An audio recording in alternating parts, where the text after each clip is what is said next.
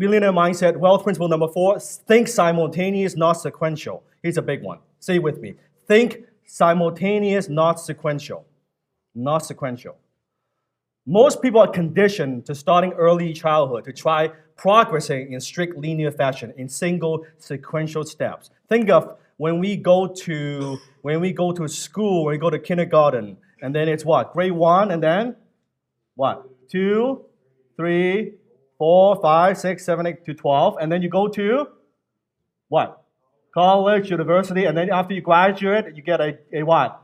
Job, right? And then you climb the ladder, and then until you're 65, you... Okay, dead broke? Yeah, retire broke, that's it, that's more like it. So you can see we are conditioned from early age to operate in a linear fashion. So when we get into business, we're always looking for, Dan, give me the step by step. How do you do this? Step 1, step 2, step 3. You think logically that's how business is supposed to work. That's not how business works at all. At all. There's no step. Just because someone succeeded using this process doesn't mean you succeed using the same process. Now, can we learn from the process? Yes, but you got to know enough to figure out, hey, you know what? I like this part, I don't like that part. Forget the step-by-step. Forget the magic pill. Forget the blueprint. Forget the roadmap. It doesn't exist. Repeat after me. It doesn't exist. That's what it's good. That's liberating. Entrepreneurship by itself, it is about innovation. It's about doing something different. If you're going to do something different, how can there be a roadmap? There are bets like principles that you could borrow. I love that. I love principles way more than like a roadmap. Principles I could follow. Most entrepreneurs are slow, sabotaged, trapped by limiting belief that there is and should be an order to things. How many believe in that, actually? Believe, honest. Honest. There's got to be more than this. Come on.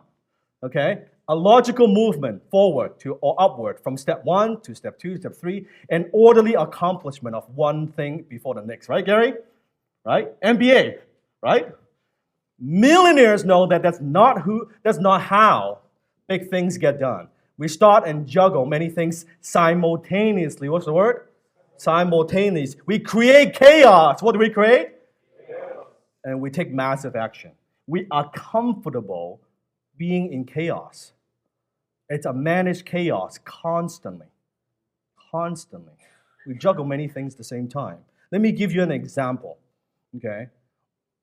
A lot of people say they would, once I make enough money, then I will save. Then once I make a certain amount of money, then I would invest. That's a what?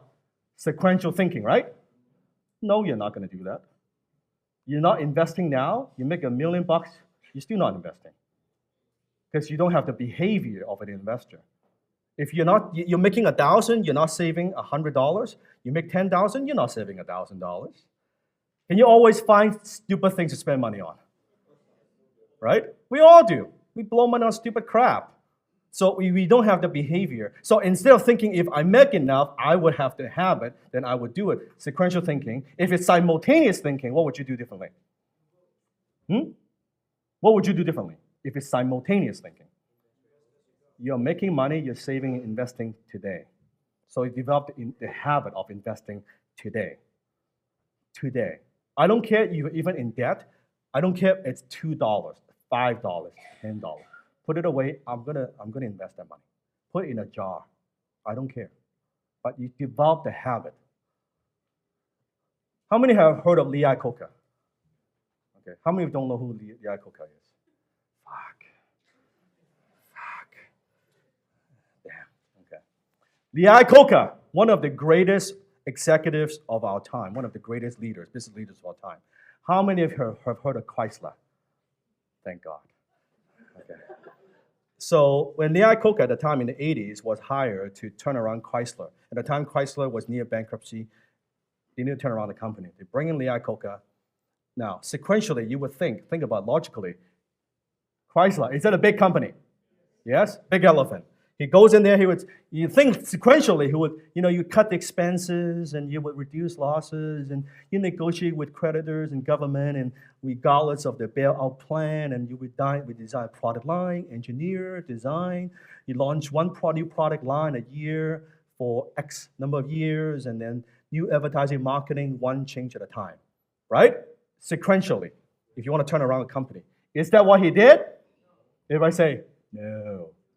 He did things what? Not sequentially, but simultaneously. He cut expenses and reduced losses, all happening simultaneously. Negotiate with creditors and government bailout plan simultaneously. Launch new product line minivans, launch new product line convertibles, redesign all Dodge trucks. In advertising, introduce radical new warranty, switch from ads about cars to ads about warranty. In advertising, take roles as a spokesman. All at the same fucking time. Let me tell you a great story. When he was thinking about a convertible at the time, it was a brand new concept. Like, you know what? We gotta launch a new product. Whatever we're making, we're not selling enough. We need a new concept. You would think in order to, from design, from idea to take it to the market, usually it takes what? Takes what? Takes what? Long time, right? Typical approach. Let's consult with some people, do a focus group, and then we'll brainstorm and see if people like it, and then we'll design kind of rough draft, and then we'll see if people like it, and if they do like it, and bring them back, and we'll design, and have the engineer look at this, and then we talk about the engine, and then we talk about the color. Yes? Is that what he did? No. We went to the manufacturer. He went to his factory. He said, you know, that car right there, give me a chainsaw. He just chainsaw the damn roof. See, we're driving this car out there. If chicks are looking at us, we're making it. That's the whole process. That's it. Cut the roof off, go out there, we're driving. People, oh, well, this is cool. Yeah, it's pretty cool. Yeah. Okay, we're making it. That's all the market research that he did. Simultaneous thinking. Okay? So there's no law of sequential. What you want to do is you want to drag the future. What do you want to do? Everybody do this with me. Do this with me. Just drag the future. What's it? Drag the future towards who? You. In the present, no way to catch up at some distant time and place. Drag it to you right now. Sequential, not sequential thinking, simultaneous thinking. Let me give an example from my own life. Simultaneous, what I'm working on in the last 40 days or so, kind of like a partial list. Partial, very partial. Editing a new best-selling book, $1 Million Agents. Cassandra, she knows, right? Working on my book, engineer an Amazon bestseller campaign, sign a licensing deal with an international publisher, launching a new book with Dr. Joe Vitale called The Prosperity Factor, and engineer an Amazon bestseller campaign as well, putting together an advisory board for an online peer-to-peer training platform in the real estate industry, right? Stephen, yeah? Bought a brand new 4,300 square feet home, spoken at 5 events, given 14 interviews, conducted 6 interviews for Shoulder Titans podcast, my podcast, created PowerPoint and presented twice, including this one, right? At VEG, yes? Okay. Negotiating with one of the largest business event promoters, finished writing the script and rehearsal for my TEDx talk in May, created a new sales process at one of my companies, launched a new YouTube channel for my business partner in New Zealand, mapped out growth plan for 2016 for 10 plus company. Does that sound like sequential to you? And it's my partial list. You are doing too little. Way too little. Way too little. So from now on, not sequential, but simultaneous. All at the same time. Yes. Andre?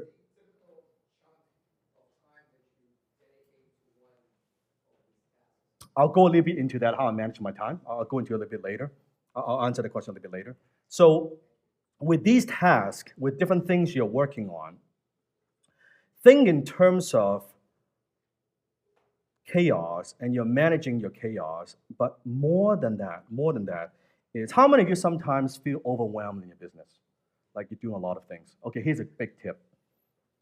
Make overwhelmed your friend. Overwhelming is good. So from now on, when you feel like at the end of the day you're a little bit overwhelmed, I'm telling you, I feel overwhelmed almost, I will not say every day, but almost every second day I'm working. All the time. So you could say, oh, Dan, I'm overwhelmed. Oh, I'm just exhausted. Or you can link it to a positive and say, I'm overwhelmed, it means I'm growing. It means I'm doing something new. I'm challenging myself. I'm stretching out of my comfort zone. And guess what? If too many weeks go by, you're not overwhelmed, it means what?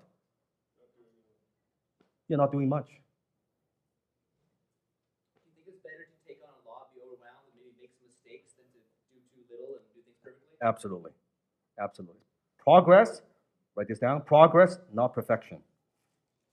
Progress, not perfection. So feeling overwhelmed, think of it, it's a positive feeling. It's not a negative feeling. It is a very positive feeling. It means you're growing. Yes.